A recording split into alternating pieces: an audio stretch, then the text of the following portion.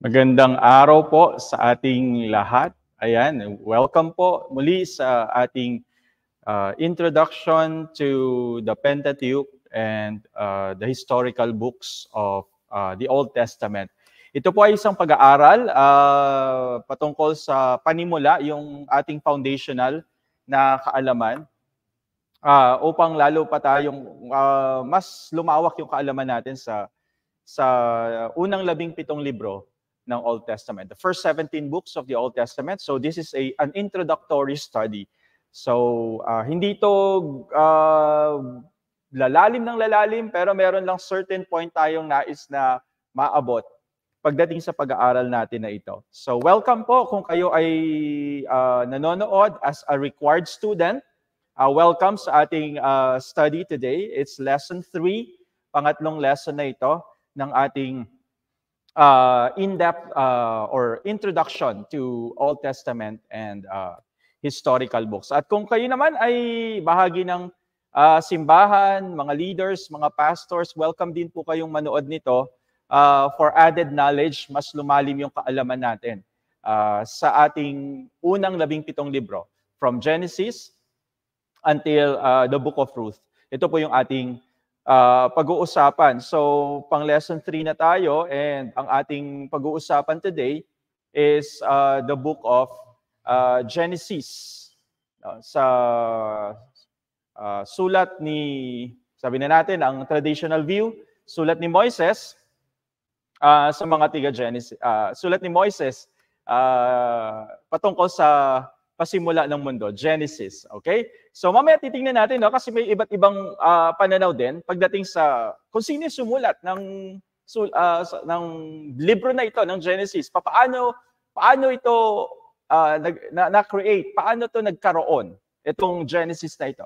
Ito ba ay compilation o sulat lamang ng isang tao? So titingnan natin mamaya yan. No? But before that, gusto ko muna simulan itong ating pag-aaral sa isang panalangin. Manalangin muna po tayo sa umagang ito or sa araw na ito. Maraming salamat, Lord, sa araw na ito. Niloob niyo pong muli na magkaroon kami ng ganitong pag-aaral ng iyong salita. Salamat sa lahat ng mga nanonood dito, Lord God, right now. Pagpalain mo po sila, O Diyos, magkaroon ng kasiglahan sa kanilang puso habang aming tinutunghayan ito, pinapag-aralan ang mga sulat mo, Panginoon, O God, sa lumang tipan, Panginoon. Dalangin ko, O Diyos, magkaroon pa kami ng mas malalim, Lord, O God, na pagnanais na malaman pa itong mga sulat na ito, maintindihan pa itong mga sulat na ito, at lalo pa kami, Panginoon, O God, lumawak sa aming kaalaman sa mga sulat na ito. Pagpalain mo, Panginoon, O God, ang mga susunod na oras, Lord, na aming gugugulin sa pag-aaral na ito, Lord. Inaalay namin ito sa iyo, Panginoon, O God. Manghuna ka sa amin, Panginoon, O God. Patnubayan mo po ang bawat isa na nanonood ngayon. Salamat po, Panginoon, sa karunungan na ipagkakaloob mo. Salamat, Panginoon, sa kaalaman na ipagkakaloob mo sa amin. Binabalik namin sa iyo ang lahat ng papuri, pasasalamat, at pagsamba sa pangalan ni Jesus. Amen and amen. Again, welcome po sa ating journey through the books of the Pentateuch and the historical books. So last week, we had a general overview of the Pentateuch, the first 5 books. Ano po ulit yun? Pwede ba nating i-mention ngayon? Pwede ba nating i-recite yung first 5 books of the Old Testament? We have Genesis, Exodus, Leviticus, Numbers, and we have Deuteronomy. Yan. Genesis, Exodus, Leviticus, Numbers, and Deuteronomy. We said that these are more than just the opening chapters. Higit pa ito sa opening chapters of the Bible. They are the theological pagdating sa kaalaman sa Panginoon, sa Diyos, at sa kanyang ginagawa. Ito yung pinaka-core. Pag sinabi nating core sa exercise, ito yung pinaka talagang kung nais natin maapektuhan lahat ng area ng ating pangangatawan pagdating sa exercise, ang ating talagang tinutuunan ng pansin is yung mga core exercise, kumbaga. Ang sabi natin, para talagang lahat madadamay. So, when we say yung theological core, itong first 5 books of the Old Testament, kapag pinag-aralan natin ito, At kapag lumalim tayo dito, naniniwala tayo na all the areas of our understanding through the scriptures, maaapektuhan, maiimpluwensyahan ng ating kaalaman patungkol sa first 5 books of the Old Testament. Hindi lang theological about who God is and what He is doing. Kasama din po doon yung historical core. Dito rin talaga natin malalaman kasi yung origin of humankind. Ayan, paano nagkaroon ng kumbaga, yung mahalagang bahagi nito na we consider as historical, but some they consider it as a myth. Pero for us, we consider it as historical. Malaki yung impact nito. Ang kaalaman natin sa first 5 books of the Old Testament sa Pentateuch, isa ito sa mga, kumbaga, magkakaroon ng malaking epekto sa buong spiritual, physical, and even emotional, yung make-up natin, yung pagkatao natin, and even yung intellectual and mental natin. So they are the theological and historical core of the Old Testament. So mahalaga ito talaga. Talagang ito yung pinaka-core kung paano na sulat yung mga sumusunod na mga libro. Nakabase ito sa unang 5 libro ng Old Testament. And so, sandali na pa. Ayan. So, what do they reveal? Ano yung ipinapahayag nito? They reveal the character of God. Pinapahayag nito yung character, katangian ng ating Panginoon, yung kanyang kalooban for His people, and yung kanyang plano for the world. So this is just sort of a review. Binanggit na natin to last week ng ating, or the last session natin, the last lesson na ating pinanood, nandoon nito. Through the stories of creation, through the stories of the patriarchs, and through the stories of Exodus and the giving of the law, the Pentateuch, yung first 5 books of the Old Testament, it lays the groundwork for understanding who God is. It lays yung ating groundwork, the foundation, the cornerstone for understanding who God is, who we are, and how are we to live in a relationship with Him. Dito natin unang makikita talaga, dito unang talagang in-establish ito sa Pentateuch. Who we are, who God is, and how are we to live in a relationship with Him. When we talk about the historical context, saan ba nag-i-span? Yung span of time ng Pentateuch starts from the creation of the world to the death of Moses. So mula sa paglikha sa mundo hanggang sa kamatayan ni Moises, ito yung kino-cover ng Pentateuch when it comes to history. Covering the key events of the patriarchal narratives, the stories of, let's say, Noah, kasama na si Noah, si Abraham, Isaac, Jacob, Joseph, Moses. Ayan. Ito yung kino-cover na events nito. Key events of the patriarchal narratives, the Exodus from Egypt, the Sinai covenant, and the wilderness wanderings. So malawak yung kino-cover nitong ating pinag-uusapan, yung Pentateuch. Ang lawak-lawak nung kino-cover nito. The Pentateuch is not just, sabi dito, the Pentateuch is not just the record of the past. Hindi lang ito isang recording of the past, hindi lang ito isinulat para masabi lang na merong record ng nakalipas ng history ang Israel. Naniniwala tayo, no, mga kapatid, ito ay buhay ngayon. Ito ay humihinga.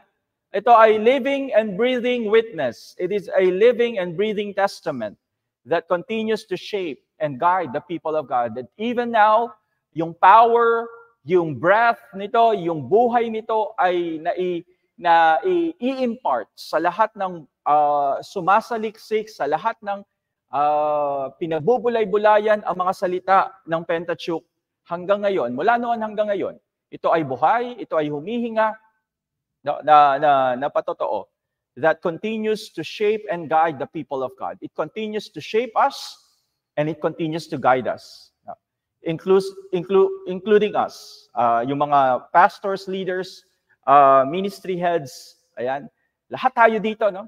tayo ay nararanasan pa rin natin talaga yung kapangyarihan, yung authority and the power of the Scripture, the authority and the power of the Word of God. We believe that this is the Word of God. Kaya naman, it is living and it is breathing. Kaya patuloy at patuloy na ating pag-aralan itong mga sulat na ito ni Moses and even yung mga susunod na mga sulat pa, mga libro. The foundation of God's covenant relationship. Now, sabi dito, it is the foundation of God's covenant relationship with His people. The Pentateuch, it lays the groundwork for our understanding of God's covenant relationship with His people. From the creation narrative, makikita mo talaga, yung focus nito is yung how God will relate to His people. Sabihin nyo nga, relationship. So how God will relate to His people is described, is narrated in the Pentateuch.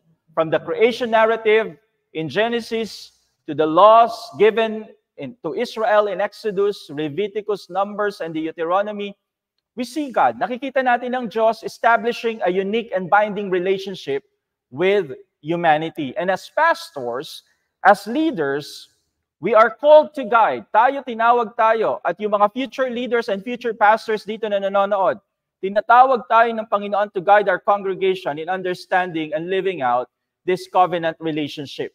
Tayo din, people of God, we are in the New Testament, in a new covenant relationship through Jesus Christ. Ini-establish ito ng Pentateuch for us, and tinatawag tayo through the words of God in the Pentateuch. Tinatawag tayo sa isang covenant relationship, in this new covenant relationship through Jesus Christ. And tinatawag tayo bilang leaders, pastors, and even church members. Who knows, di ba? In the future, maging leader kayo ng simbahan at nanonood ko ngayon, tinatawag tayo to guide our congregations. Patnubayan natin ang ating mga kongregasyon. Patnubayan natin ang ating pinaglilingkuran na komunidad na maintindihan, maunawaan, at ipamuhay yung relationship na ito with Jesus Christ. Through Jesus Christ, yung covenant relationship na ito na nabuo ay ating maunawaan ng patuloy at ating ipamuhay. So, ang Pentateuch kasi, binibigyan tayo nito ng tinatawag nating theological framework. Balikan ko lang itong lalagyan ko lang ito ng banner. Ayan. Theological framework. Pag sinabi nating theological framework, ayan. Lagay ko lang yan sa screen natin. So it provides us, the Pentateuch provides us with the theological framework. Ano ibig sabihin nito? A theological framework refers to, ang nire-refer nito, ang ibig sabihin nito para sa atin, pag sinabi nating theological framework, is that a theological framework refers to a structured way of understanding, and organizing beliefs about God, about faith, and about religious teachings. Ito yung ibinibigay ng Pentateuch sa atin. Yung parang pinaka-framework, kumbaga yung structure, kung paano natin mauunawaan at na-organize natin yung ating paniniwala sa Diyos, yung ating pananampalataya, at yung ating mga pagtuturo ngayon. Kaya meron tayong tinatawag nating biblical theology and systematic theology. Hindi na natin pag-uusapan yun.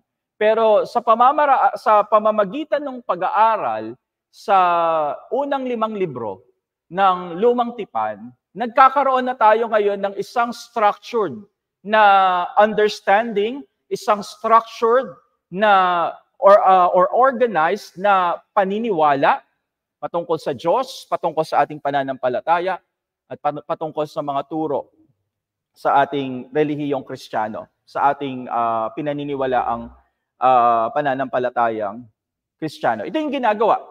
This is what the Pentateuch and even other books of the Bible, ito yung ginagawa. Kaya nga makita mo si Paul, napaka-organized na niya, kapag binasa, yung iba sa inyo siguro, binabasa niyo yung Romans, makita niyo yung structure ng Romans. Yung pagtuturo ni Paul, lalo na yung Romans 9 to 11, makita mo yung structure doon, yung theological structure doon, yung framework doon, a structured way in understanding and organizing our beliefs in God. No? It's a foundation of our covenant relationship. So a theological framework refers to a structured way of understanding and organizing beliefs about God, about faith, and about our religious teaching. So it's like a mental sa ating kaisipan at sa ating pananaw, no? Tinutulungan tayo nitong binibigay sa atin ng Pentateuch, tinutulungan tayo nito na bigyang kahulugan at i-apply yung mga natutunan natin about God in the Old Testament.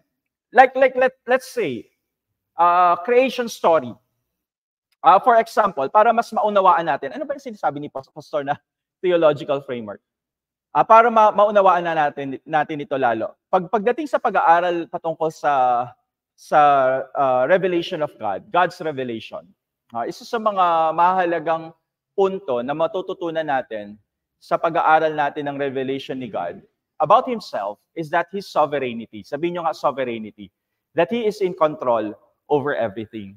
And saan natin pwedeng makuha yung framework or yung understanding na ito upang ma-organize natin, ma-structure natin, no? Mailapat natin ng mga ayos yung ating mga paniniwala. Di po ba sa Genesis chapter 1, sa creation story, makikita natin yung nature ni Lord being sovereign. Amen?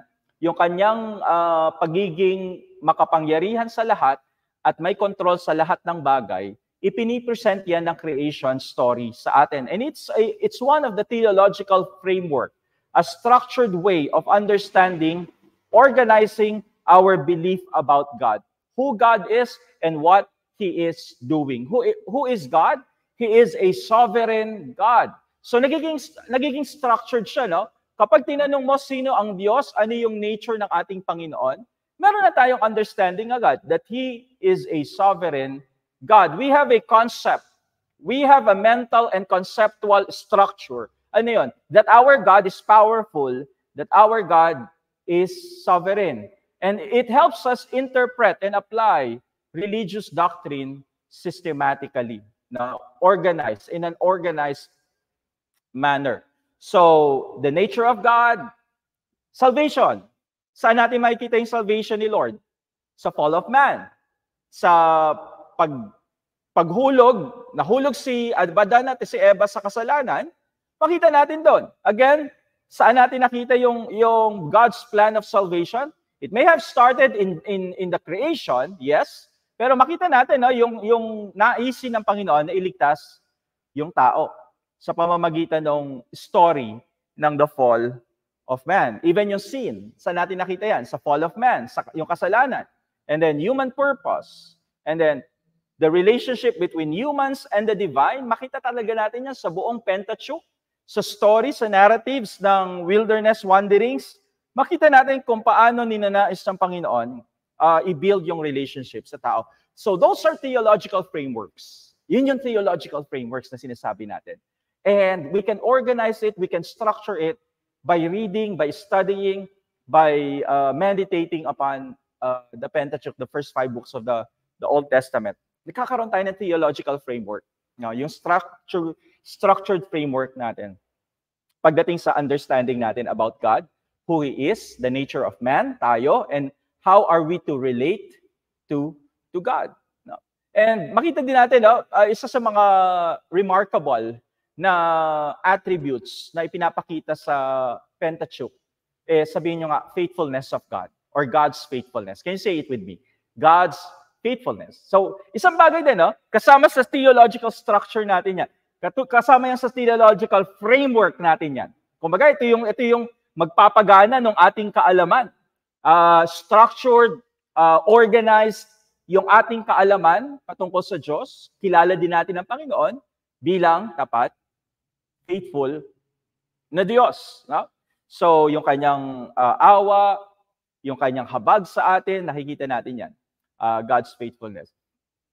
At para sa ministeryo, bilang mga nagpapastor, bilang mga naglilingkod sa Panginoon, itong kaalaman na ito, itong theological framework na ito ay mahalaga talaga for those who are involved in full-time ministry, or you are being called by God in full-time ministry, or you are already a pastor right now, dapat meron tayo nitong tinatawag nating theological framework. Kaya gaano man to minsan malabo sa atin, ano ba yung ibig sabihin yan? Ano ba yung theological framework na yan? Kailangan maunawaan natin at kailangan meron tayo dito. Yung kaunawaan natin sa theological framework na ito through the study of the Pentateuch is so crucial. Very, very important ito, ibig sabihin. No?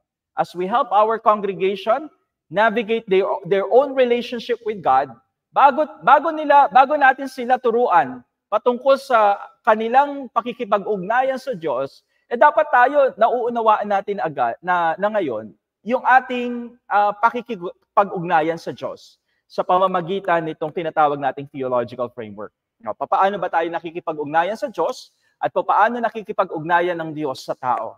Amen?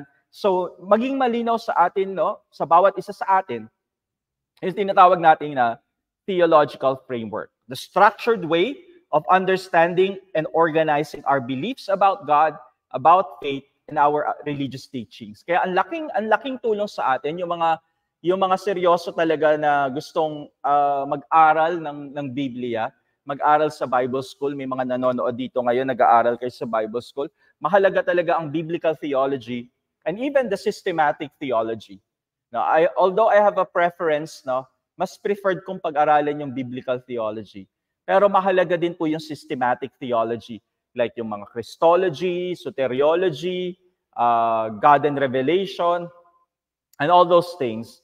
Mahalaga din po yan. Pero kasama din po sana doon ay magkaroon kayo ng subject, okay? Sa mga nagba-Bible school, makuha nyo rin yung subject na biblical theology. I'm not sure if meron ito sa ating 2 years program, pero mahalaga talaga yung biblical theology na mapag-aralan din at maunawaan ng bawat isa sa atin. So yung unang point natin, no, the foundation of God's covenant relationship, and then sa Pentateuch, sinunod ko ito doon sa ating pinag-aralan from last time.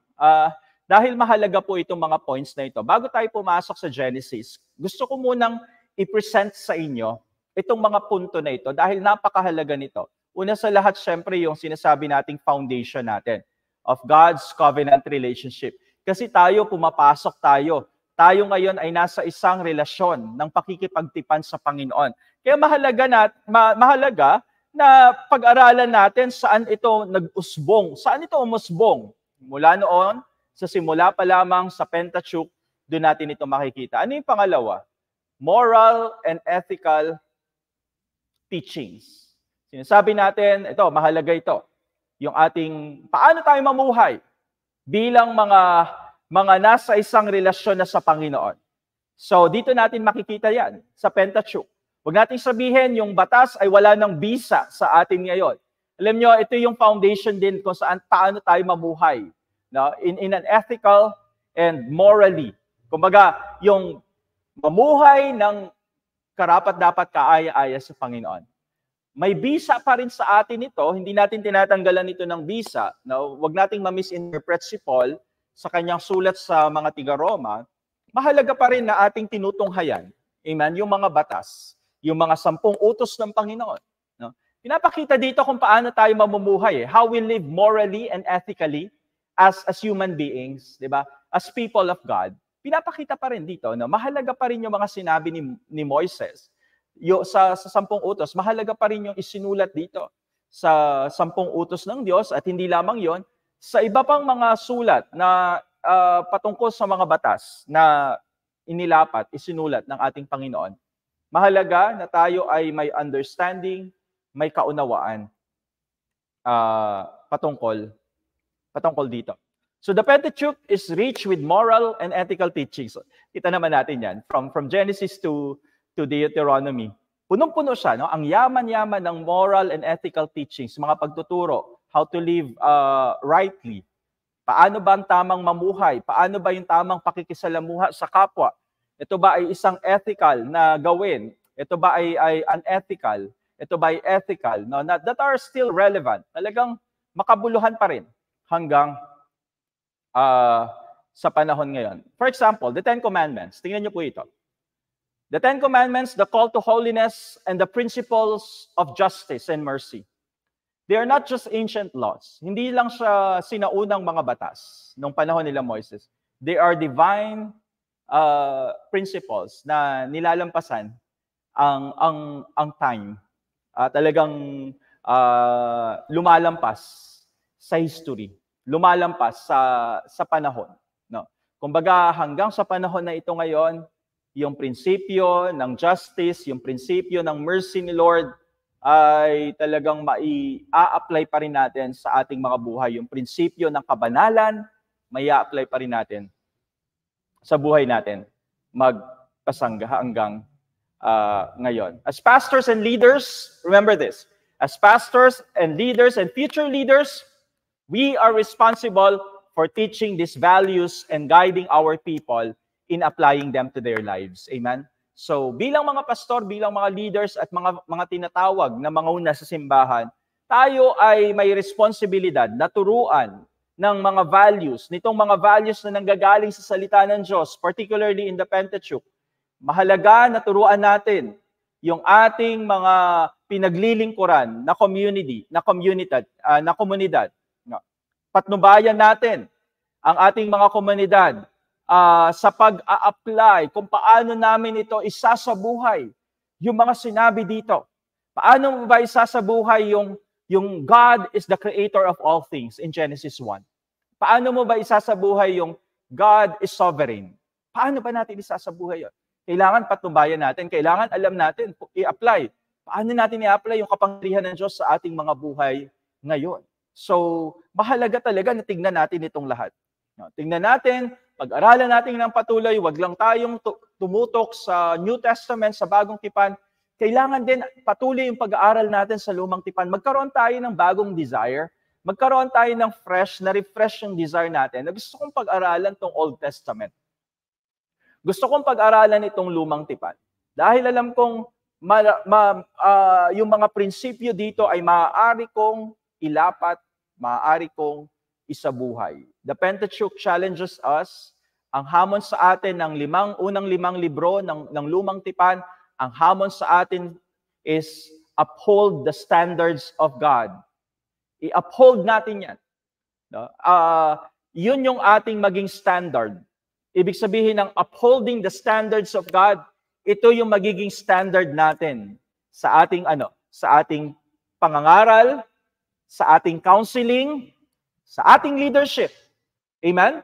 So, anuman yung mga principles na ipinresent sa atin sa Pentateuch, sa first 5 books ng Old Testament, nawa, maging pamantayan natin yan sa ating pangangaral, sa ating pagtuturo, even in our counseling, in our leadership, and all other things that we do in the ministry.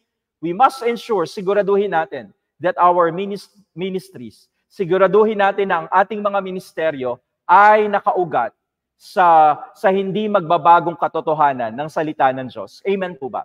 No.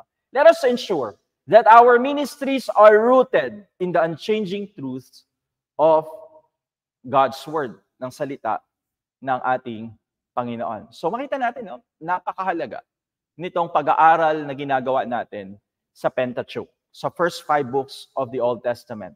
The moral and ethical teachings that we can still apply until today. Isa sa mga pinakamahalagang kwento na matatagpuan natin sa Pentateuch is yung kwento ng pagtutubos, the narrative of redemption. Can you say it with me right now? The narrative of redemption. From the fall of man in Genesis to the promise of a land flowing with milk and honey, the Pentateuch is a narrative of redemption. Nagkasala ang tao.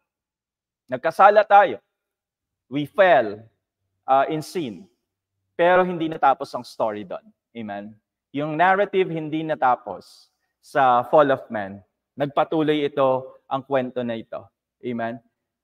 From there, no? Nakita nyo, no? From the narrative of the fall of man, yung curse ibinigay, pero makita mo, niredeem ng Panginoon. Sa pamamagitan ng Israel, nangako ang Diyos. Sa pamamagitan ni Abraham, nakipagkasundo ang Panginoon kay Abraham. At sa pamamagitan ni Moises, may isang pangako na binitawan ng ating Panginoon. Papasok kayo sa isang lugar, papasok kayo sa isang land that is flowing with milk and honey. Ano yung sinasabi sa atin ito? Isa lang naman ang sinasabi sa atin ito, na ang Pentateuch is a story, a narrative of redemption. Amen? It is indeed a narrative of the redemption. Maraming hindi nakapasok sa Promised Land dahil sa kanilang katigasan ng ulo, including Moses. Natanaw lang niya yung Promised Land, pero hindi siya nakapasok doon. Pero makita mo kung paano binago ng Panginoon ang lahat. From being cursed to being promised of a land flowing with milk and honey. It tells a story of a God who pursues His people. Amen. Hallelujah. When I was reading this, talagang nahahamon ako, and at the same time talaga, na-amaze ako sa ginawa ng ating Panginoon. Nagkasala ang tao, but God still pursues His people even when they fall, even when they fail Him, even when they fell. Amen? It is a story. It is a story of a God who continues to pursue His people. Hallelujah. Ito yung storya ng Pentateuch. At ito yung storya na naranasan din natin. Now, because God has pursued you and me, hallelujah, even when we failed Him, yung story ng Pentateuch can also be a story of my life, the story of your life, story ng buhay natin, di ba? A story of redemption, how God has redeemed His people.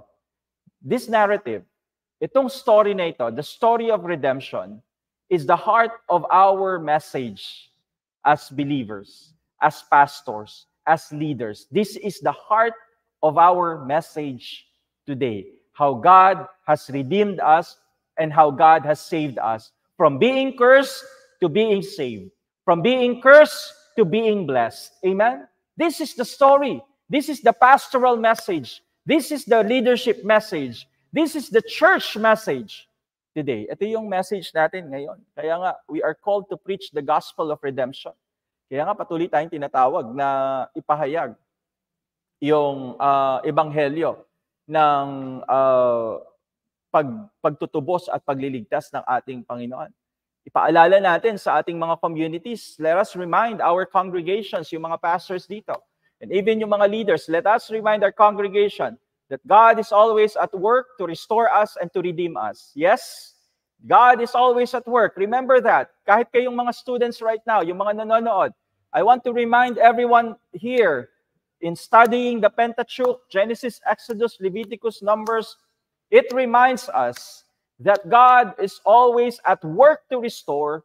God is always at work to redeem each one of us. The stories of Pentateuch, from Abraham's faith to Moses' leadership, it provides us with powerful illustration of God's redemptive work that we can draw upon. Pwede tayong kumuha doon. Kapag tayo'y nangangaral, kapag tayo'y nagbabahagi ng salita ng Panginoon, maaari tayong kumuha na we can draw from there na our preaching, our teaching, our evangelism doon sa mga story na ito. The story of redemption. I've heard so many salvation preaching. Marami na ako narinig ng mga preaching or sharing of salvation. Sinishare natin yung the fall of Adam and Eve. Diba? Nakita natin, doon pa lang, no? Sa simple sharing natin ng gospel sa iba. Ando doon yung ating, nakita niyo yung importance nung period na yon, yung fall of Adam and Eve, para maunawaan ng tao kung ano yung nangyari. Kung paano tayo naapektuhan lahat doon sa kasalanan ng isa, naging sinumpa ang lahat. So, makita natin, So, in narrating the story of redemption to others, makita natin yung importance ng story sa Pentateuch, which is the fall of man. So, nakukuha po natin, nauunawaan natin na tunay nga, na dapat talaga, mahalaga, na pag-aralan itong first 5 books of the Old Testament. Ayan, puntahan natin yung susunod. Call to leadership. Isa pa po ito, the call to leadership. The Pentateuch is also a what? A manual. Sabihin nyo nga, a manual on leadership. The Pentateuch is also a manual on leadership. It gives us the stories of great leaders. Like who? Like Moses, who led with humility, who led with faith, who led with perseverance. Sa historical books, kapag nandoon na tayo sa historical books, ang daming leaders na pwede nating pwedeng maging example. Great leaders who led with humility, with faith, and perseverance. Para dito sa Pentateuch, it was Moses. It was Moses. Si Moses yung talagang makita nating example of or manual to leadership. So, as future pastors and leaders, we must learn from these examples. Kailangan matuto tayo sa example ni Moses. Ano ba yung mga naging strength ni Moses? Ano ba yung mga naging weakness ni Moses? At doon tayo matututo. The leadership principles found in the Pentateuch, they are timeless. Kumbaga, kumbaga, lumalampas siya or applicable pa rin siya sa buong history hanggang sa ngayon, mula noon hanggang ngayon. Pag sinabi nating timeless, mula noon hanggang ngayon, meron tayong mapupulot, meron tayong matututunan at pwede nating i-apply. Amen po ba? So pag sinabi nating timeless, yung story yung principles ng leadership ni Moses, hanggang ngayon pwede nating ma-apply ito sa panahon natin. Sa leadership, ang Pentateuch, tinuturuan tayo about the importance, yung kahalagahan na dumepende tayo sa Diyos. Amen. So isa ito sa pinakamahalagang punto. Kung bakit natin nasabi, isa sa mga mahalagang matututunan natin na pwede nating i-apply sa panahon natin ngayon ay yung call to leadership, yung pagtawag sa pangunguna, is that unas, they teach us about our dependence on God, kung paano tayo dumidepende sa Panginoon. Kasama po dito sa pagdepende natin sa Panginoon is yung pangangailangan para doon sa integrity. Pangangailangan para mamuhay ng may integridad. Anong ibig sabihin ng mamuhay na may integridad? Hindi nagbabago yung uri ng pamumuhay mo kahit wala nang nakakakita sa iyo. Amen. Ganun lang po kasimple yon.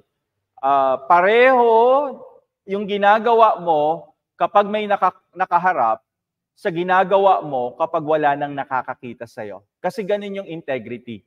Hindi nagbabago yung ating uri ng pamumuhay.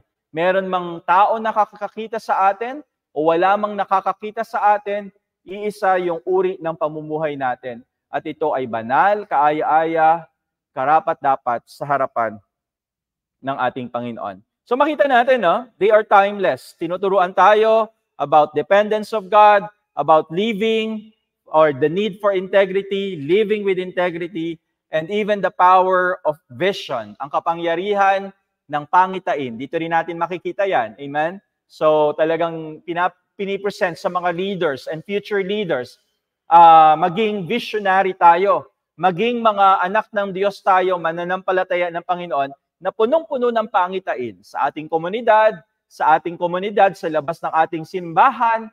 Magkaroon tayo ng vision para sa kanila. Magkaroon tayo ng vision para dito sa loob at labas ng ating mga komunidad. At isa pa, ano pa yung isang itinuturo sa atin dito? Tinuturo yung kahalagahan ng, sabihin nyo nga, obedience.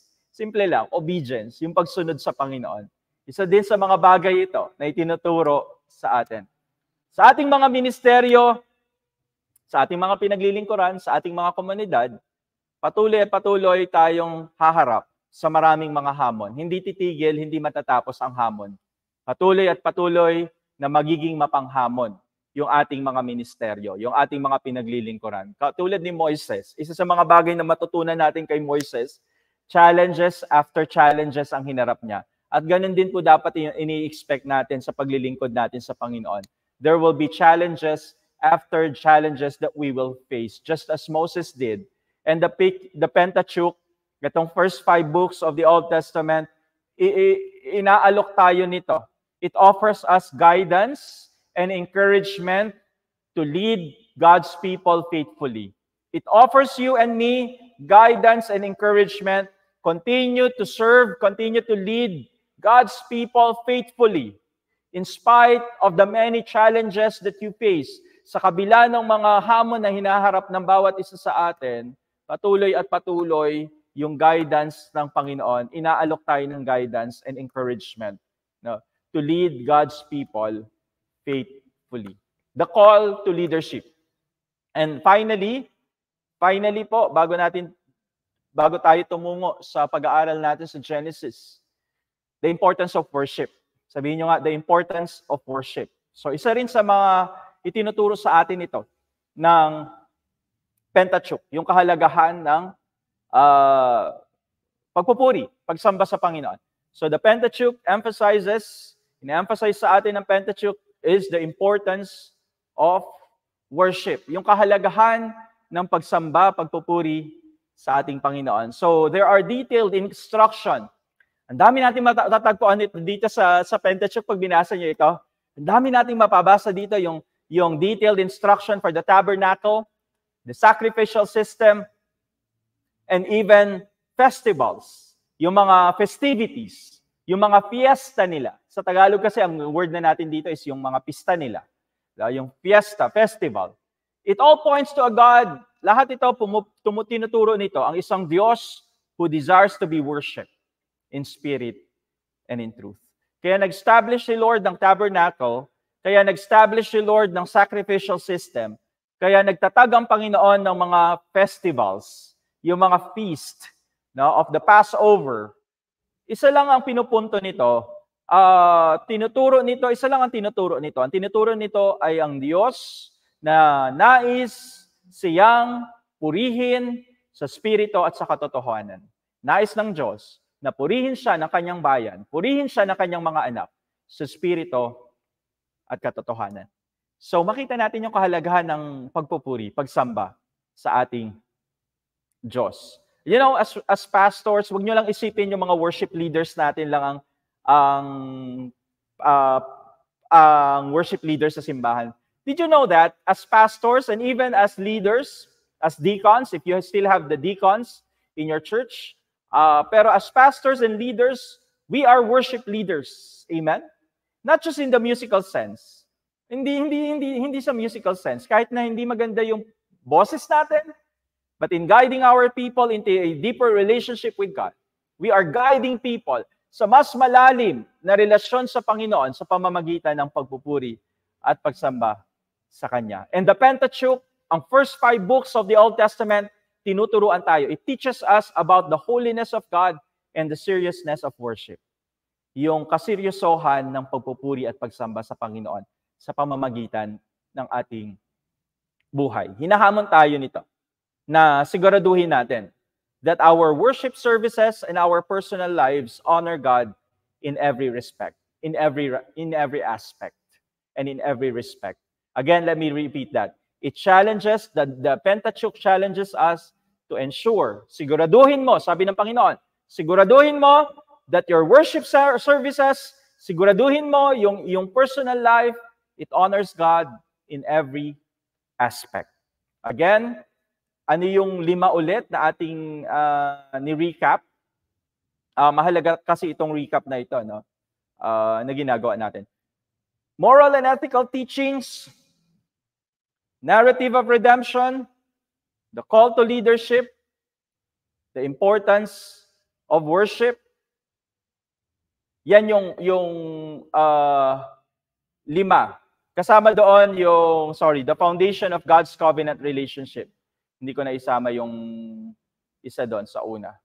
Ayan, the foundation of God's covenant relationship, and then moral and ethical teachings, and then the narrative of redemption, the call to leadership, and the importance of worship. As pastors, the significance of the Pentateuch is that it shapes our understanding of God, our moral compass, and our message of redemption, our leadership, and our worship. Can you say amen to that? Amen? So bilang mga pastors and even isama ko na, leaders, the significance of the Pentateuch, hinuhubog nito yung ating pangunawa sa Diyos, yung ating moral compass, yung ating moral direction, saan ba tayo tutungo morally, no? Yung ating pamumuhay, saan ba patungo ito, our message of redemption, our real leadership, and even our worship. No? Kaya, I hope and I pray, no, ma-challenge tayo from this, mahamon tayo dito sa ating naririnig ngayon. Because the Pentateuch is not just about beginning of the Bible. It's not just about the beginning of the Bible. Yung Pentateuch, hindi lang ito patungkol sa pagsisimula ng Biblia. It is, again, say it with me, foundation of my faith. This is the foundation of my faith. Amen? The Pentateuch, the first 5 books of the Old Testament, is the foundation of your faith. It's the foundation of my faith. And it's the foundation of your ministry. It's the foundation of the first 5 books. Remember this. Tandaan nyo lang to. The first 5 books of the Old Testament is the foundation of my faith and the foundation of my ministry. And so as we study the books of the Pentateuch, sa ating pag-aaral nito, pagkasunod na po nito, tutuloy natin ito sa Genesis. No? So as we study the books of Pentateuch, let us not approach them as mere history. Wag lang natin tingnan ito bilang historical or mythical or ancient law, but as living words that continue to speak to us today. Yes, they are what? Living words that continue to speak to us today. And as pastors, as leaders of today, the book is not just about the beginning of the Bible, but the beginning of everything. Amen? The creation and God's unfolding plan for the world. The book is not just the beginning of the Bible, but it is the beginning of everything. Ang ganda nun, no? Itong ating binabasa is the beginning of everything. Kaya naman, patuloy nating pag-aralan. Patuloy natin. The significance of the Pentateuch, it shapes our understanding of God, our moral compass, our message of redemption, our leadership, and our worship. Marahil yung iba po sa inyo merong assignment na yung lalo na yung mga required dito sa lesson na ito na panoorin. Yung lesson last week binigay ko yung question, 'di ba? Paano natin mai-apply sa ating ministry life itong Pentateuch? O pwede nyo nang ipasa sa akin yung sa email ko, yung inyong assignment. Just a reminder na before we continue. Ipasa na ninyo since binanggit ko na itong 5 punto, how are we to apply the Pentateuch in our ministry today? At least you have an idea now, so you can submit to me yung what we call the reflection paper na pinapagawa ko sa inyo before. This is for those who are required to watch this as students of Bethel Bible College. But for those who are not required, you can also make a reflection paper. How can you apply the Pentateuch in your ministry, personal ministry life, and even pastoral work life? Ano yung application nyo sa Pentateuch? Pwede nyo ulitin ito. Ito yung advantage kapag recording tayo, is that you can repeat itong ating natapos lamang na pagtuturo. Ulitin nyo lang, even yung last week, pwede nyo ulitin para lalo nyong mahasa yung sarili nyo. Lalo tayong mahasa dito sa pag-aaral natin ng Old Testament. Now, let's begin with our in-depth study of the book of Genesis now. Yung Yung wrap-up pa lang from the Pentateuch, inabot na tayo ng ilang minutes yon. Around 45 to 50 minutes na tayo. No? Magsisimula pa lang tayo sa Book of Genesis right now. So, hindi natin siguro ito matatapos. I will create another lesson as a continuation of this lesson on Genesis. Kasi we already have consumed 45 minutes doon pa lang sa wrap-up natin ng Pentateuch. So, let's begin with our in-depth study of the Book of Genesis. The Book of Genesis, well, ready na ba kayo? Ayan, ready na tayo sa Book of Genesis. The Book of Genesis, a book that is not just about the beginning of the Bible, but the beginning of everything. The Book of Genesis, alisin ko lang tong banner na to. Ayan, the Book of Genesis, a book that is not just about the beginning of the Bible, but it is the beginning of everything. Creation, humanity, and God's unfolding plan for the world. Dito ho, lahat nagsimula ito. Yung plan of salvation ng Panginoon, dito nagsimula. Kaya nga, hindi lamang ito history. It's the living Word of God. Kasi hanggang ngayon, nag-unfold yung plano ng Panginoon sa pagliligtas sa atin. Kaya naniniwala tayo, it's the living Word of God. It's not just history. It's not just historical data ang tinitignan natin dito. Ang tinitignan natin dito yung kapangyarihan ng ating Panginoon. And so, as we explore, we'll uncover stories. As we explore Genesis, we'll uncover stories that are ancient, yet they are ancient. Sinauna sila. Ito yung nakakabilib po, no? Sa paglalakbay natin sa mga libro na ito ng Pentateuch, and particularly right now sa Genesis, na-uncover natin yung story. They are stories written centuries, thousands of years ago, but then they are relevant. Diba? Sino sa inyo naranasan ito? Napaka-relevant nito. No? Yung pwede nating i-apply sa ating mga buhay. Yung storya na lang ng creation. Pwede nating ma-apply. Yung God's sovereignty. Yung kapangyarihan ng ating Panginoon. Nagbibigay ng iba yung katatagan ng ating pananampalataya na malaman na ang Diyos ang lumikha ng lahat ng bagay. Ang Diyos ang may control sa lahat ng bagay sa mundong ito dahil nilikha niya dito. How about the fall of man? Diba? Yung storya ni Adam and Eve. Diba? Nakakalungkot yung kanilang storya, pero makikita natin kung paano kikilos ang Panginoon sa pagliligtas, sa pagtutubos at pagliligtas sa atin. Sa pamamagitan ng kasalanan na nagawa nila Adan at Eva. At yung pagtutubos nga, yung redemption, it sets the stage for the entire biblical narrative. Itong stories na ito na makikita natin sa Genesis, ito yung parang naglalapat ng magiging istorya sa buong Biblia. So dito parang nilalapat, piniprepare yung stage. Alam niyo, pag nag-anniversary, piniprepare, may mga nagpiprepare ng stage. Sa isang anibersaryo, sa isang pagdiriwang, di ba merong magpiprepare, may maghahanda. Inihahanda nito. Yung kumbaga siniset nito, inihahanda nito. Yung platform, yung stage, di ba?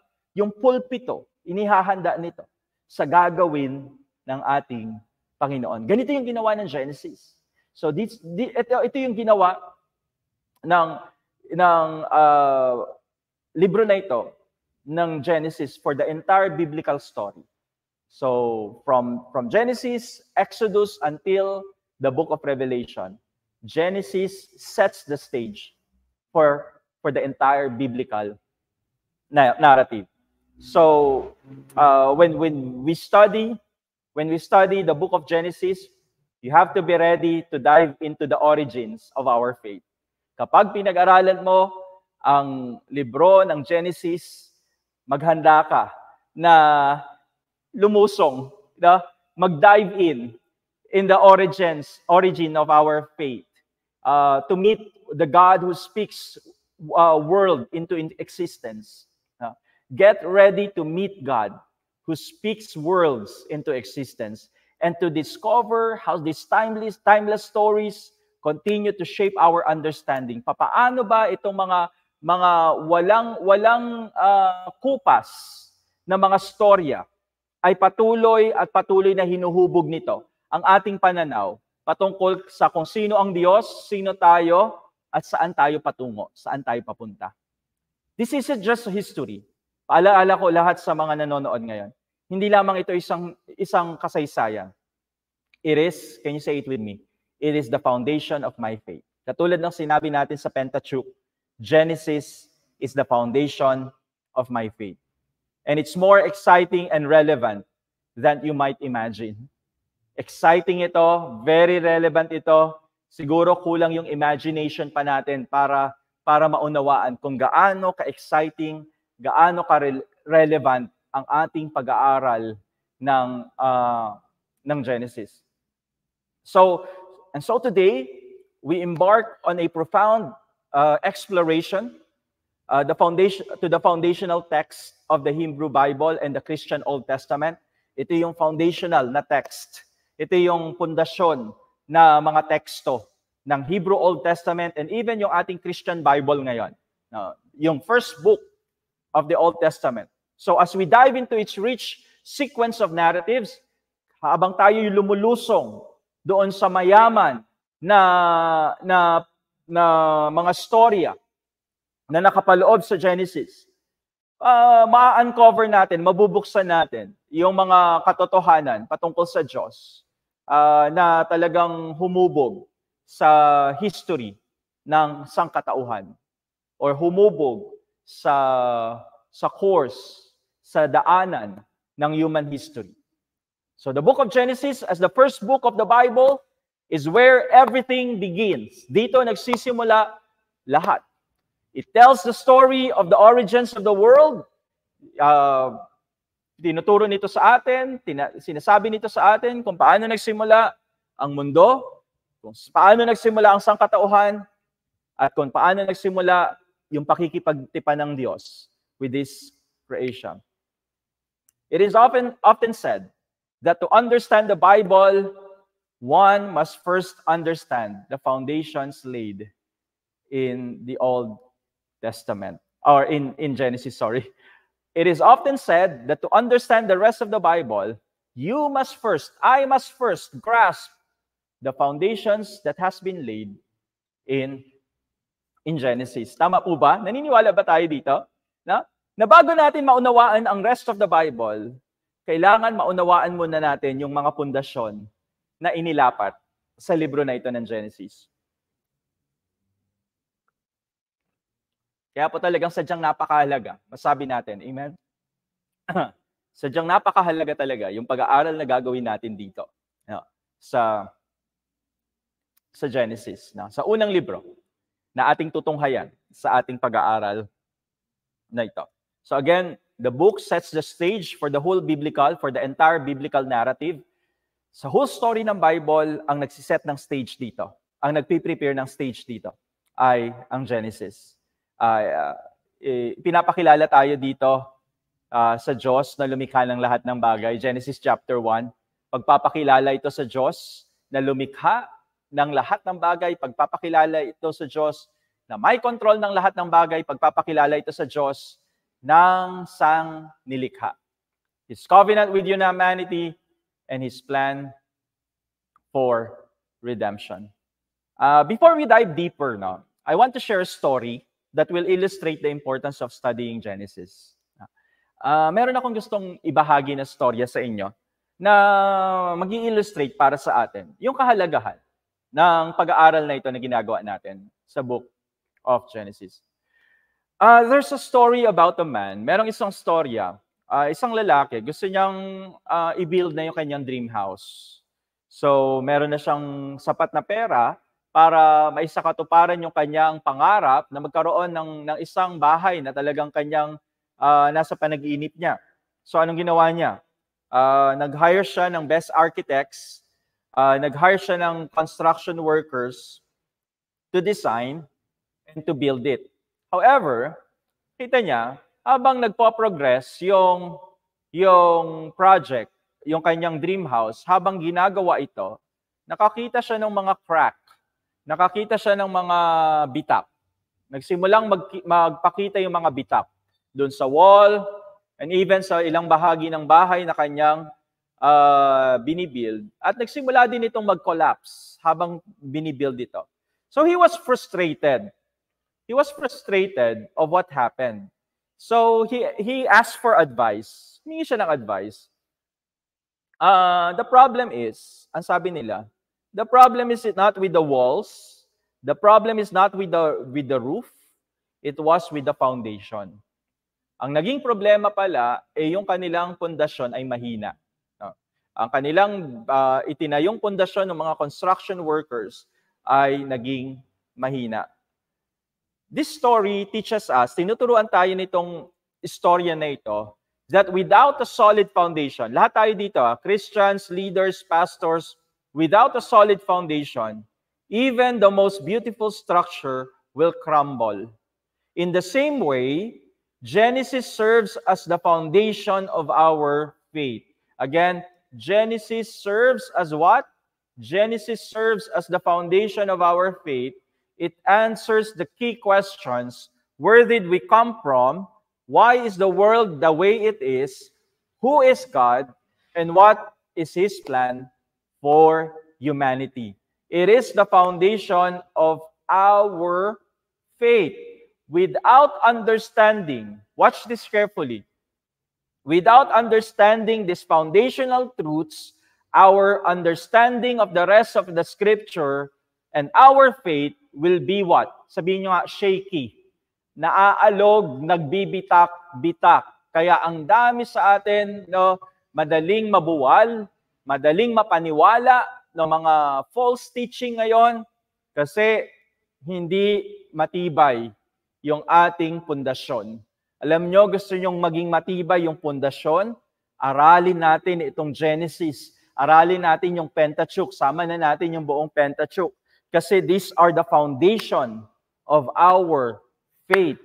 Genesis as the foundation of our faith. So Genesis is more than just a collection of stories. Now, tandaan natin, hindi lamang ito, higit pa ito sa koleksyon ng mga kwento. It is what we call, it is a theological masterpiece. Ang ganda nito, no, nung term na to. It is indeed, naniniwala tayo dito, that it is indeed a theological masterpiece. Kanina nasabi natin yung theological framework. This time, pwede nating i-describe ang Genesis as a theological masterpiece. Bakit natin nasabi theological masterpiece? Because it lays the groundwork for the entire Bible. It lays the groundwork para tumakbo yung kwento sa buong Biblia. Kaya naman talaga, this is a masterpiece. Amen? This is a masterpiece. Ito ay talagang gawa, hindi lang ng ordinaryong tao. Yung libro na ito, hindi ito gawa ng ordinaryong tao. Talagang merong divine intervention dito. Merong work si God dito sa pagsusulat na ito. Because indeed, this is a masterpiece. It lays the groundwork for the entire biblical canon. It addresses the fundamental questions about God. Tinutugunan nito in certain ways, tinutugunan nito yung mga tanong tungkol sa Diyos, tungkol sa kanyang nilikha, tungkol sa tao, at tungkol sa kaligtasan. Kaya nga, napakaganda nito, to develop a deeper understanding.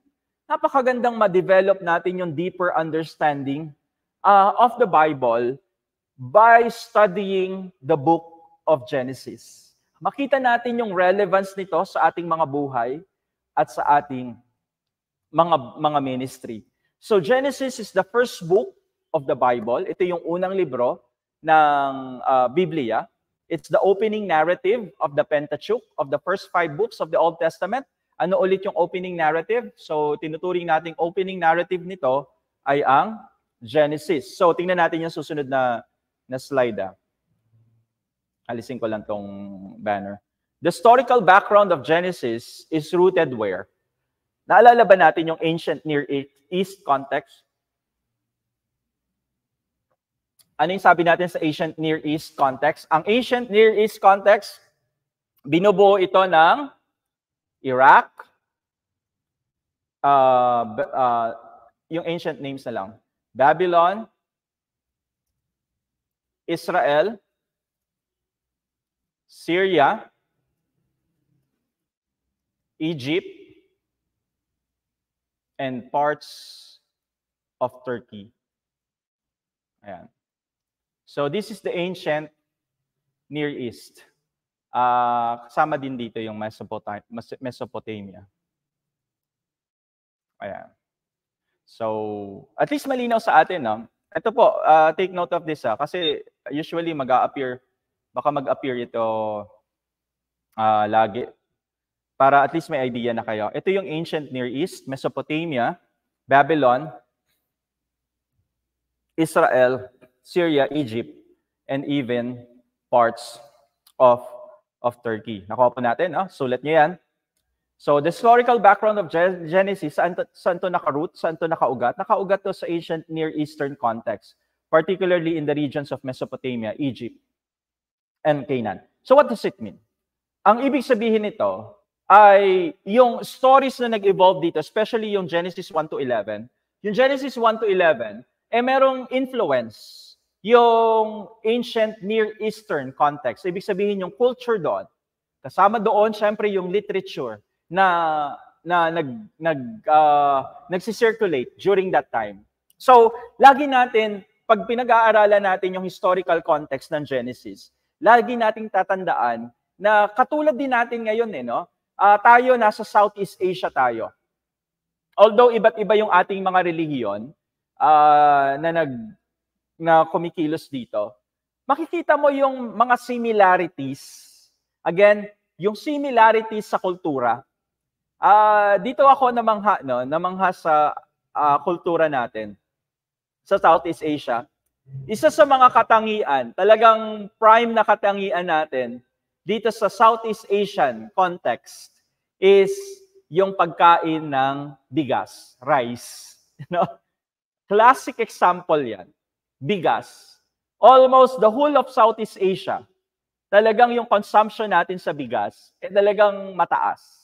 Ibig sabihin, yung kultura natin, ay makita natin, merong similarity when it comes to our eating habits. Yung culture natin sa pagkain, merong similarity.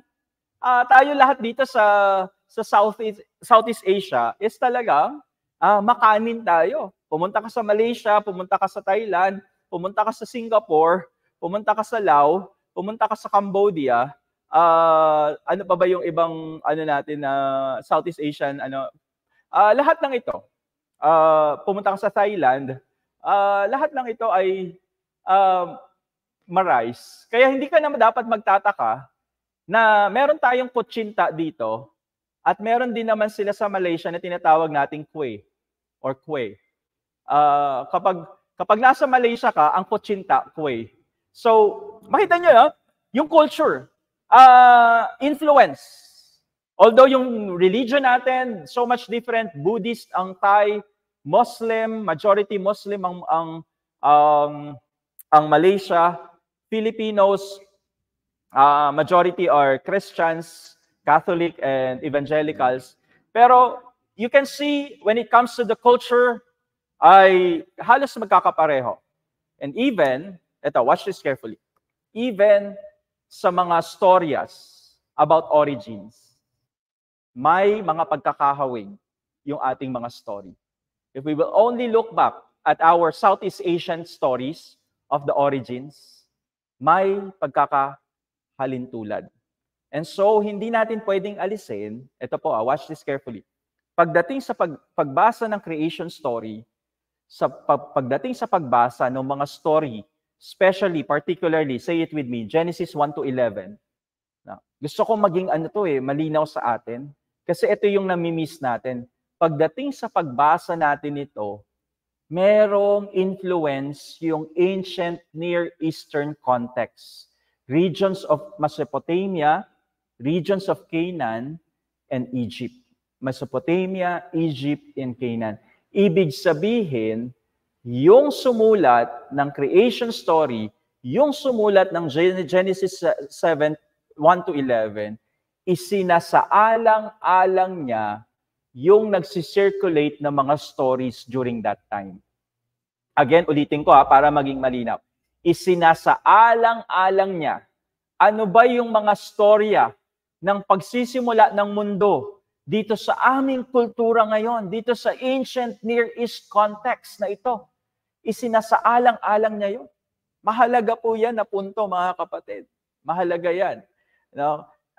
May influence yung mga stories na nag-i-exist during that time. No? The stories in Genesis, tandaan natin ito, yung mga storya na matatagpuan natin sa Genesis, nire-reflect nito, sinasalamin nito actually, yung customs, yung uri ng pamumuhay, yung kultura nila, yung kanilang mga customs na sinusundan, yung kanilang mga paniniwala of the ancient civilization. So may kinalaman, may influence. Kasi sinasalamin nito yung customs, culture, belief of the ancient civilization. The events, yung mga pangyayari, described, no? Span from the creation of the world to the patriarchal period hanggang doon sa period ng mga fathers of faith, covering several hundreds of years, no? Daang taon nito. So, wag nating, yun nga yung mahalaga sa historical context, katulad ng sinabi ko sa inyo sa una. Mahalaga na isaalang-alang natin ito sa ating pagbabasa ng creation story. Isaalang-alang natin ito na yung sumulat nito, syempre meron siyang custom, may kultura siyang ginagalawan, at may mga set of beliefs na umiiral sa kanya habang sinusulat niya ito. Hindi natin inaalis yung inspiration ng ating Panginoon. Amen? Hindi natin inaalis yon. At hindi rin dapat natin pag-usapan yon at this moment, at this part. Ang sinasabi lamang natin that even with the inspiration of God, dumarating yung inspiration ng Lord, no? That we believe that the scripture is inspired. Even doon sa inspiration na yon, umiiral din syempre doon sa sumusulat nito yung kanyang konteksto, yung situation, yung condition, no? Yung custom, yung culture, and yung paniniwala nung panahon na yon. No? So Genesis provides for us stories of for the Israelites. No?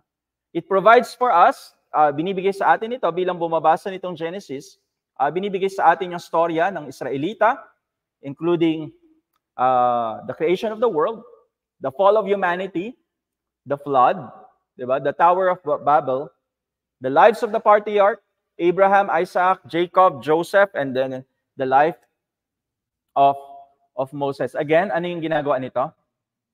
These narratives not only set the stage for the rest of the Bible, but also serve to establish the identity and mission of Israel as God's chosen people. Ito naman kasi talaga yung intention ng author. Establish nila yung identity and mission of Israel. Ano ba yung identity ng Israel? People of God. Ano ba yung mission ng Israel as God's chosen, bilang pinili, bayang pinili ng ating Panginoon? So, the historical context, another slide, the historical background of Genesis places the book in a time. Ano ba yung mga panahon na ito? Hindi pa talaga uso yung pagsulat. Hindi pa talaga uso yan na panahon na yan. So, paano nangyayari yung pagsalin? Paano nangyayari yung pagpapamana ng mga pangyayari? Ipinapamana nila yung kanilang karanasan, ipinapamana nila yung kaalaman nila sa pamamagitan ng pagkukwento. Sa pamamagitan lamang ng pagkukwento. Ito ay isang masusing pagkukwento. Sinisimulan nito mula pagkabata hanggang sa kanila tumanda. At sa kanilang pagtanda, sila naman yung magkukwento. Sa kanilang mga anak, sa kanilang mga apo. No? So oral tradition ang tawag dyan. So oral tradition was so prevalent. No? Hindi lamang sa Israel. And even doon sa sinasabi nating mga civilizations na nag-umusbong doon sa ancient Near East context, sa Mesopotamia, sa Babylon, sa Egypt, talagang ang practice noon is oral tradition, pagkukwento. Hanggang sa ngayon naman no? Hindi ko lang alam sa panahon natin ngayon. Sa panahon kasi natin ngayon, karamihan na YouTube na yung nagkukwento, hindi na si mommy at si daddy. Tama po ba? Pero sa panahon nila noon, si mommy at si daddy nagkukwento sa mga bata. Talagang detalyado yung pagkukwento daw nito. Isinasalin sa kanila. Sa mga kabataan, sa mga bata, isinasalin yung kwento at patuloy na kinukwento ito. At maging bahagi na ng kanilang kultura, yung pagkukwento na ito. So it was prevalent. No? And during that time, ancient Near East was so filled, punong-puno. Yung kung saan yung kultura, kumbaga Southeast Asia, kamukha ng Southeast Asia, yung ancient Near East na yan, punong-puno siya ng mga mythological stories, mga kwento ng mga alamat about the origins of the world. Naalala natin ang alamat ng ating pinagmulan sa mga Pilipino? Meron tayong tinatawag na, ano yun? Bathala. Si Bathala, isa sa mga kwento na naalala ko, na ikinuwento sa akin. Si Bathala ay, paano nagsimula ang tao sa mundo? Si Bathala ay humulma ng hugis tao at ipinasok niya sa hurno. Yung una na sunog, yung pangalawa hilaw, yung pangatlo kayumanggi. At yun yung mga Pilipino. At doon tayo nagsimula. Nakita niyo po, no? So, at least familiar tayo sa mga kwentong isinasalin, kwento sa pamamagitan ng pagkukwento sa pamamagitan ng dila. 'Di ba? Yung pagkukwento sa atin ganun no? Hindi ko alam sa mga bata ngayon kung alam pa rin nila yung mga story na ganun. Pero naabutan ko po 'yon at maraming mga alamat, 'di ba? May mga alamat ng ganito, alamat ng ganyan. So, nung panahon nila na isunulat ang lumang tipan, ganun din po. Huwag nating tatanggalin 'yon. Isa 'yun sa mga dapat nating isinasaalang-alang at iniisip dito sa pag-aaral na ito. Na yung panahon nila, talagang sikat na sikat ang pagkukwento sa pamamagitan ng bibig. Kinukwento sa mga bata. Kinukwento sa mga kabataan. Yung mga pangyayari. Isa sa mga kwento ay yung saan nagsimula. Saan nagsimula ang mundo. No? So Genesis provides foundational stories for the Israelites. Isa sa mga kinukwento noon, creation of the world. And then kung paano bumagsak ang sangkatauhan, ang matinding baha, ang Tower of Babel, and then yung mga buhay na mga sinaunang ama ng pananampalataya, Abraham, Isaac, Jacob, and Joseph. No? So these narratives sets the stage for the rest of the Bible, but it also, not only that, but it also established the identity and mission of Israel as God's chosen people. No? So nasabi natin, the historical background of Genesis places the book during the time when oral traditions was sikat na sikat. Now, but Genesis provides a radically different account of creation. Mamaya, tingnan natin yan. Ito yung isa sa mga nakakamangha dito. Sa ancient Near East, ang nag-e-exist na story about the origin of the world ito ay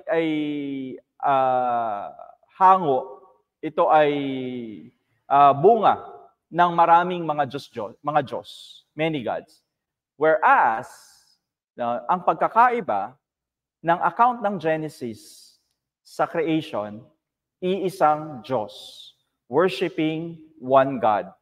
Makita mo yung difference ng story. No? Mamaya papakita ko sa inyo yung story. Yung creation account ng Genesis is different in that yung Diyos na lumikha ay hindi maraming Diyos. Sa Genesis account, iisang Diyos. Amen? Sa sa account ng Ancient Near East, yung mga stories na nag-e-exist sa Ancient Near East, many gods. Maraming mga Diyos, no? At ito yung paniniwala sa mga kultura like sa Egypt, sa Mesopotamia, and even sa Canaan. Yun yung malaking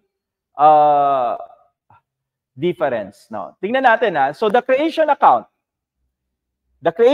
in the book of Genesis, it shares some similarities, no? May mga similarities siya. Kung titignan mo, pwede nyo itong i-research further pagkatapos nito. Balikan nyo na lang, screenshot nyo, at hanapin nyo lang, i-research nyo lang, i-google nyo lang, or kung may mga books kayo, tingnan nyo na lang, no? So yung creation account of book of Genesis, tingnan lang natin ito in a while, or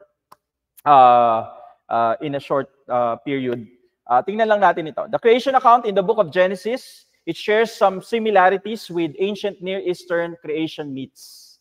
So may similarity sila sa kwento, sa alamat na nag-e-exist. Ano ulit yung ancient Near Eastern? Yung parang buong Southeast Asia.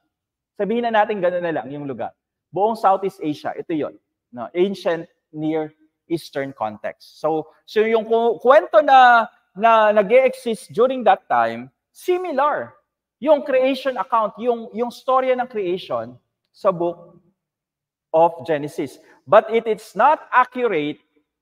Wag nating sabihin, ito maging malinaw sa atin, baka mamaya ma-misinterpret tayo dito. Sinasabi ko ito, no, pero binibigyan ko na kayo ng, sa simula pa lang, sinasabi ko na hindi natin sinasabi kinapi ito. Kinopia, yung creation account, doon sa nag-e-exist na storya. Kumbaga may nag-e-exist na storya about kung paano nagsimula ang tao dito sa atin sa Pilipinas. Hindi natin pwedeng sabihin na ito ay kinopya lamang. No? Kinopya itong storya na ito, kinopya ni Moses at in-apply niya sa book of Genesis. So ganun din. May mga nag-e-exist na creation story during the time na sinulat ito, pero hindi natin pwede sabihin na yung sumulat nito ay kinopya lamang ito sa mga umiiral na mga kwento, yung mga alam na kwento patungkol sa pasimula ng mundo. Rather, ito dapat yung ating understanding dito. Rather, it is reflecting, hindi niya kinopya, pero it is reflecting the cultural context. Yung kondisyon, yung sitwasyon, yung kultura na umiiral nung panahon na yon. Sinasalamin nito yung kultura nung panahon na yon. No? Habang nag-aalok ito ng katangi-tangi na pananaw patungkol sa Diyos.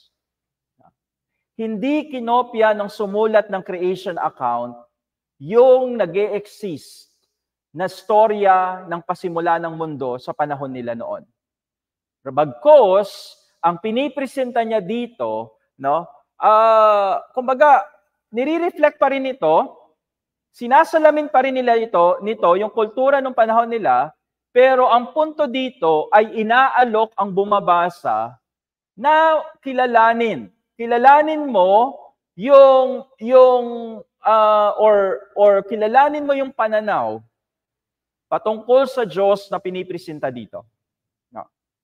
We are offered with a unique theological perspective here. Kasi sa ancient Near East, polytheism yung nag-e-exist. Sumamba sa maraming Diyos. Pero dito sa Genesis, ang ino-offer sa atin ng author, kilalanin mo ang iisang Diyos na lumikha ng lahat ng bagay at makapangyarihan sa lahat ng bagay. Meron kasing creation story na nag-e-exist during that time. No? Ang tawag dito, no, tawag nila dito is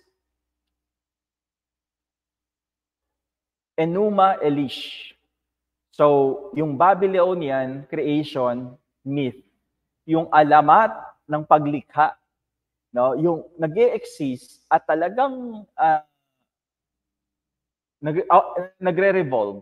O kaya naman, umiikot tong storya na ito, na ikukwento itong storya na ito doon sa ancient Near Eastern myth, no? Itong tinatawag nating Enuma Elish. So ano tong Enuma Elish? Pakinggan nyo na lang yung kwento na. Sa alamat na ito, merong isang Diyos, si Marduk. So si Marduk, isang Diyos siya, natalo niya yung magulo o gumugulo na diyosa ng dagat. So there was a chaotic sea goddess, Tiamat. At si Marduk, tinalo niya ito. So ayon dito sa alamat na ito, nung tinalo niya tong goddess na ito, itong si Tiamat, no, o Tiamat, nung tinalo niya ito, mula doon sa katawan ni Tiamat, he create a world. No, lumikha siya ng mundo from her body. No. From chaos. So she was a chaotic goddess. So from chaos, nagkaroon ng order. Nagkaroon ng mundo from her body. So makita mo yung order arising from chaos. No? And even the use of water. Diba? So, makita mo yung similarity ngayon. From chaos, and the world was in chaos. Sabi ng story ng Genesis, diba? The world was in chaos. Now, sa Enuma Elish na account, sino yung chaotic? It was the goddess who was chaotic. And from that chaotic body, kinreate yung mundo. Parang makita mo yung similarity now. Now, can you see the similarity? From the chaotic goddess, there was a world created. From chaos, in Genesis, from chaos, and the world was in chaos. And then God put everything in order. Order arising from chaos. And even the use of water has parallels. Meron talaga siyang parallel in Genesis. Now, yan yung Enuma Elish, the creation myth. Now, meron din nakakagulat ito, meron ding flood myth. May alamat ng matinding pagbaha. Ito naman yung Atrahasis epic. Na storya ito. Pwede nyo tingnan ito sa Google, pwede nyo basahin lahat ito. Enuma Elish, and then Atrahasis epic. It is a Mesopotamian. Kinukwento to sa mga bata, sa mga kabataan. So alam na alam tong story nito. So itong alamat naman na ito, it contains a flood story. Sa epicon na ito, may flood story to. Katulad ni similar kamukha nung storya naman kay kanino? Noah. Kay Noah naman, di ba? Sa storya naman ng Atrahasis epic, ang nangyari naman, mga Diyos, iba't ibang Diyos, nagkaisa sila, nagpadala sila ng matinding pagbaha sa mundo para wasakin ang mundo at sangkatauhan. Pero, ang pagkakaiba nila, yung dahilan, the reason behind it. Different in the reason of Genesis. For Genesis, the reason was sobrang sama na ng mundong ito. Ang difference din, iisang Diyos lang ang gumawa. Sa Atrahasis epic, maraming mga Diyos, iba't ibang mga Diyos ang nagpadala ng baha. Sa Genesis account, iisang Diyos ang nagpaulan ng malakas sa mundong ito. At ito yung nag-cause para mag-submerge, malubog sa baha ang buong mundo. So yung accounts na ito, like Genesis, pinapakita dito yung order over chaos and then yung pagpapadala ng destruction. And they feature divine beings playing the roles in shaping the universe. Common elements ito that reflect yung mga istorya ng panahon sa ancient Near Eastern. Mga common elements yon, yung Diyos na nagpapadala, yung Diyos na lumilikha, at yung Diyos din na sumisira. So, nung panahon nila, very common yung mga ganong story. So, ang sabi, may mga similarities. Well, there are similarities. The Genesis account, the Genesis creation account, stands out. It's so different for several reasons. Amen? sa ilang reasons, no, iba pa rin talaga. Iba pa rin talaga ang Genesis account. Gusto ko lang matapos natin ito and then pupunta tayo sa part 2. So, tingnan lang natin ito. So, monotheism versus, itong una sa lahat, syempre, monotheism versus polytheism. Ito na, very, very evident, no? Although they are similar, may mga similar tayong nakita, pero ito yung pinaka-evident na magkaiba sila. Iisang Diyos laban sa maraming Diyos. Now, Genesis presents creation as the work of one God, Yahweh. Diba? In ancient Near Eastern, yung mga alamat sa ancient Near East, it involves many gods. And engage sila in conflict. Na may kaaway sila, and then out of that body, umusbong yung mundo. In Genesis, God is supreme, God is unchallenged, amen? God is acting alone. Walang kaaway ang Diyos na ibang Diyos. Makita natin sa Genesis, God is supreme, God is sovereign, He is unchallenged, and He acts alone. Ito yung pagkakaiba nila doon sa mga kwento na nag-e-exist, na umiiral nung panahon na isinulat itong Genesis. At makita natin kung paano kinreate yung mundong ito. Although the world was in chaos, no, it was an orderly creation. On the first day, on the second day, on the third day, diba? It was peaceful. It was orderly. And it is with a purpose. God speaks into creation. God speaks creation into existence through commands. Ano yung word? Can you say it with me? Let there be. Let there be light. Let there be. Let there be. And it was the second day. And it was the third day. And it was the fourth day. You can see how orderly it was, the creation is. You can see how peaceful it was. And you can see the purpose of God behind it. Now, ano yung ini-emphasize nito? That God is sovereign. Amen? The Lord is sovereign. And the story of the Genesis creation is indeed sovereign. Amen? It reigns, it rules over other stories. No?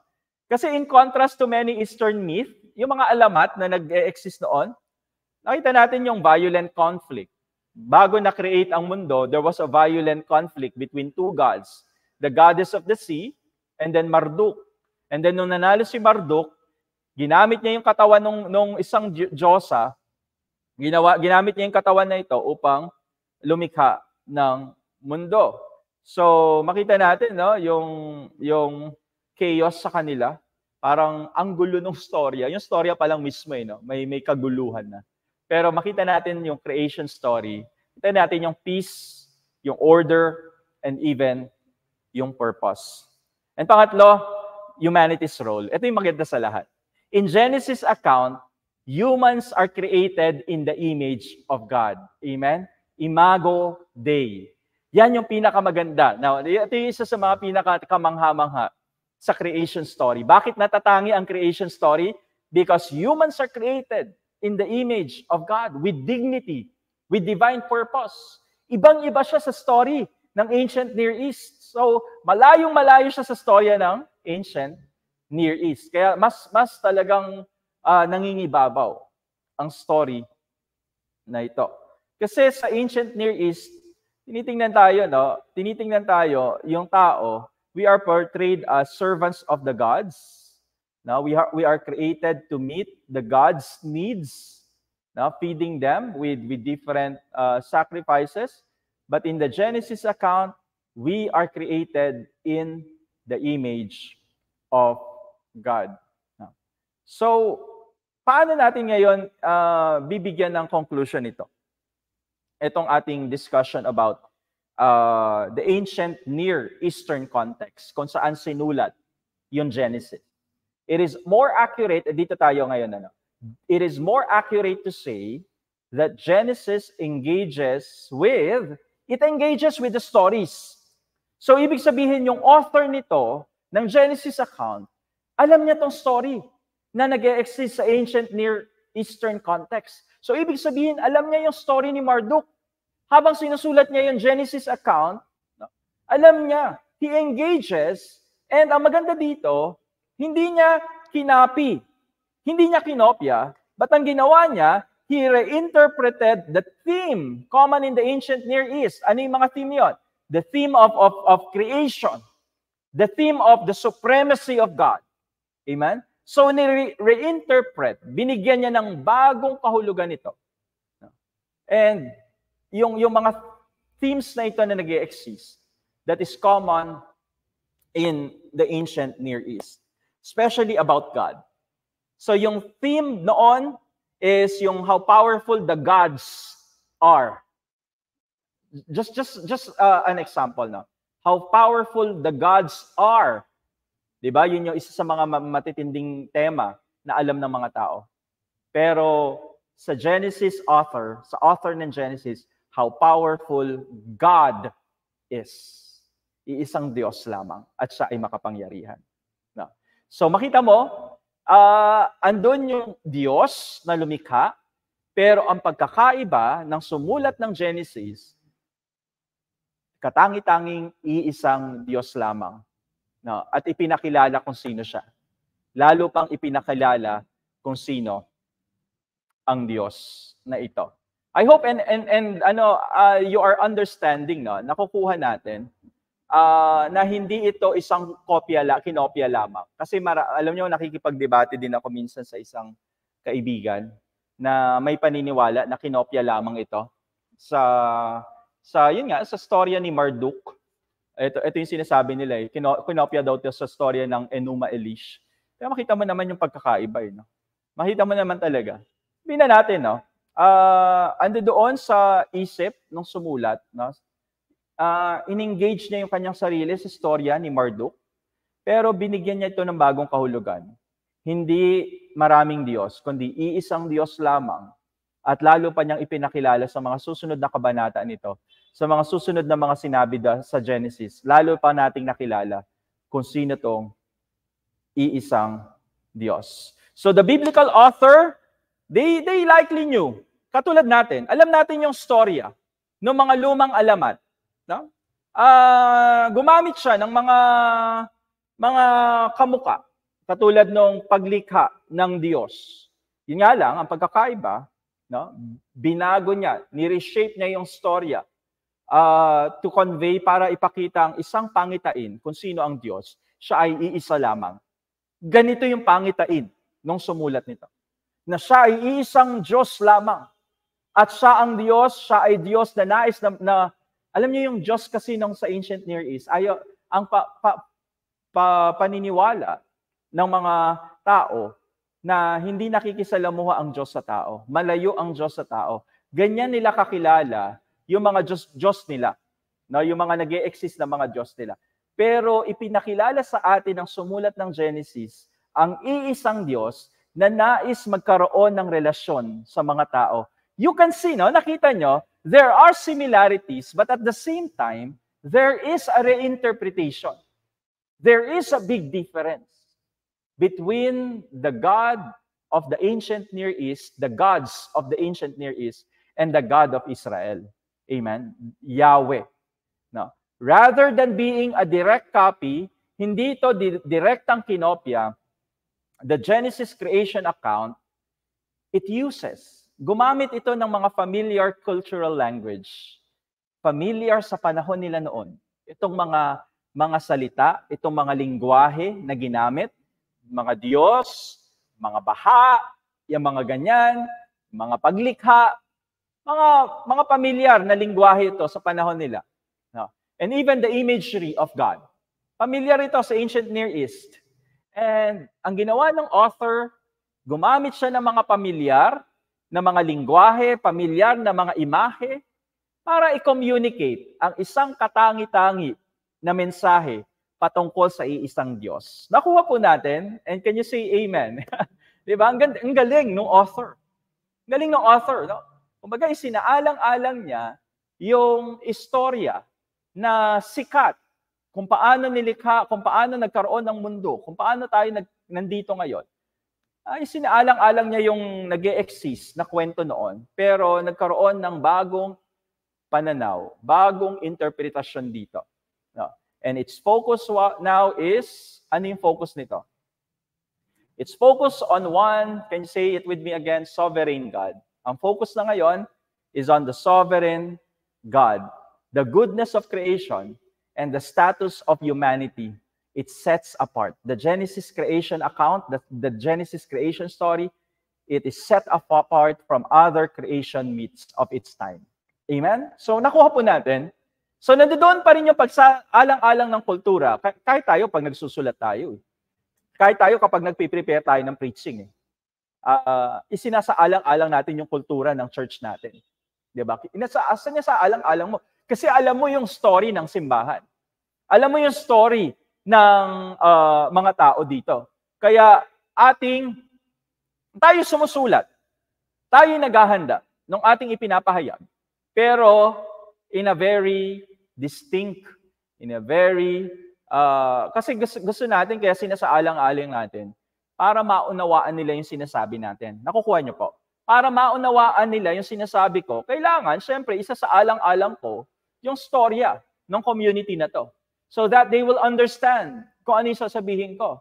But at the same time, yung mensahe na ating dinideliver sa kanila is a unique message. Diba?